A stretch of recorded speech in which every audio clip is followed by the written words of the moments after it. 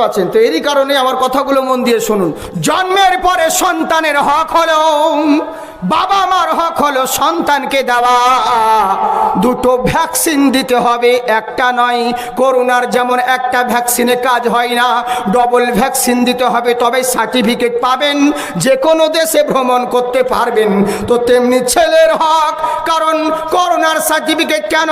দুনিয়াতে হাজার রকম ভাইরাস রয়েছে, এই ভাইরাস থেকে মুক্ত হওয়ার জন্যে দুটো আপনাকে ভ্যাকসিন দিতে হবে, তাহলে আপনি রোগমুক্ত হয়ে যাবেন।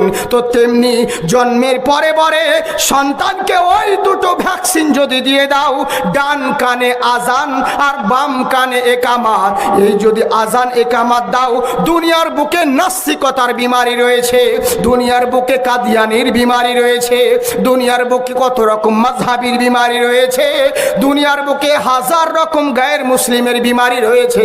ওই ভ্যাকসিন যদি জন্মের পরে পরে দিয়ে দাও, ও ইংল্যান্ডে যাক আর আফ্রিকা যাক, ও বেটা মরে যাবে, কিন্তু বেঈমান কোনোদিন হবে না। বুঝলেন?